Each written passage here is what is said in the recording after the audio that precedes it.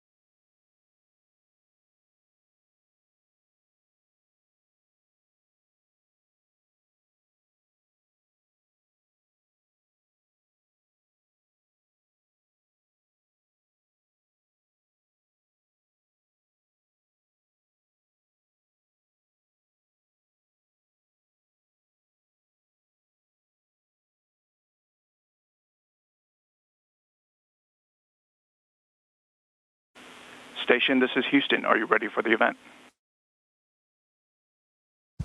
Ready for the event. CBS News, this is Mission Control Houston. Please call station for a voice check. Station, this is CBS News. How do you hear us? Sending UK asylum seekers to Rwanda within the next 10 to 12 weeks. CBS News, this is Matt. Have it loud and clear. Rwanda bill. The legislation will send some UK Copy that. Stand by. to have their claims processed there. It's part of the UK government strategy to combat the flow of migrants arriving on small boats. The House of Lords gave their approval last night after previously refusing to pass.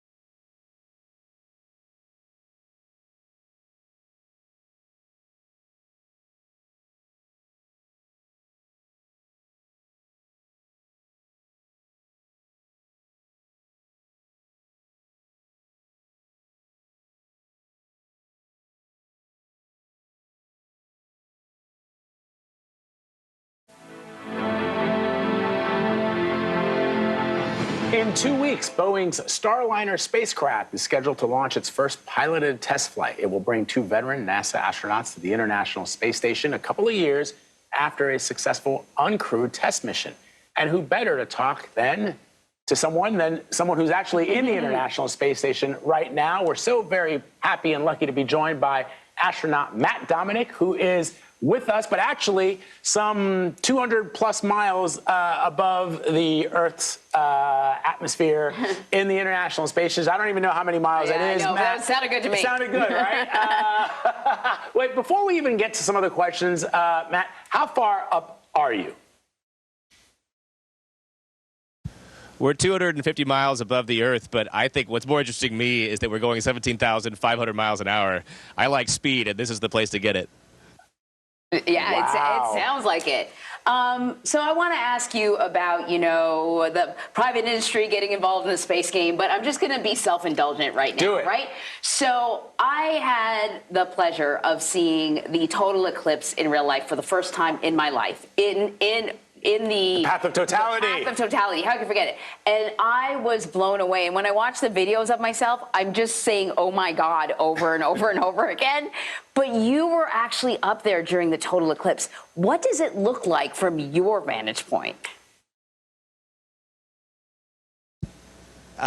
So walking into an event like that where it's going to be a once-in-a-lifetime opportunity, a friend of mine a long time ago gave me some advice and just said to take mental pictures. So we floated into this event instead of walking into this event and said, okay, I want to remember this for a long time. And so I remember taking mental pictures of the birth of my children and remembering that moment. I can take myself back there.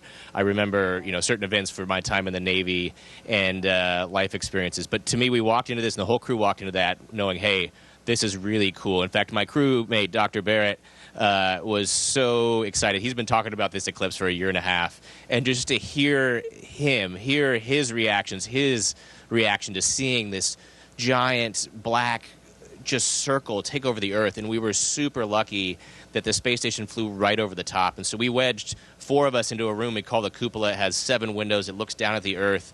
And it's just an inspiring place. But all 4 of us were able to wedge in there and see the solar eclipse and just see it.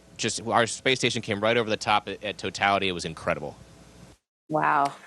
So, Commander, Marie wanted to ask you about the privatization of these spacecraft that are now going into space. What's your thought on that? Having yourself come from the military, you were a test pilot. I think it's sort of interesting that up until recent years, a lot of our astronauts have been test pilots. There have been some scientists and engineers, but primarily we've drawn some of the personnel from the military ranks into NASA, and the aircraft have been built by NASA. Now we're seeing other companies building these spacecraft. What's your thought on that? Oh, so many thoughts on this one, of course.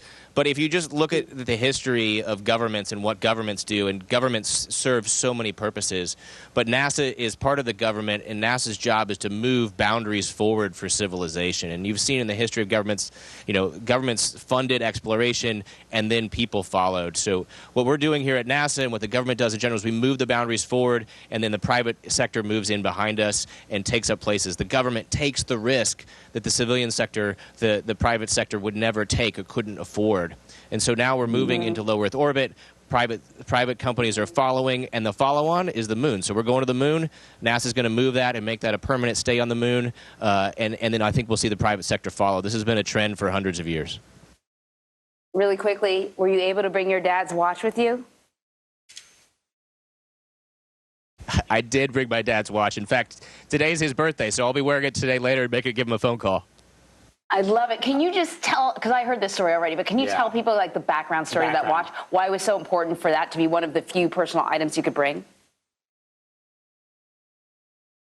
So many reasons, but I just have really deep, fond memories of, as a child. We do these family road trips, right? The classic family road trip across America, and you'd have to pass your time. And this is before the era of the smartphone, where you had suddenly, the attention economy was so big. And so you just had to find ways to pass your time. And I sat there with this mechanical watch that had a chronograph, and you could start and stop it at just the right moment. And I'd line up the window with the mile marker, and figure out exactly, how long it was going to take to get to the next city, the next road stop, and constantly give time, fuel, speed updates to my dad. And just really fond memories of doing that, and then using that skill later in the Navy and now in space.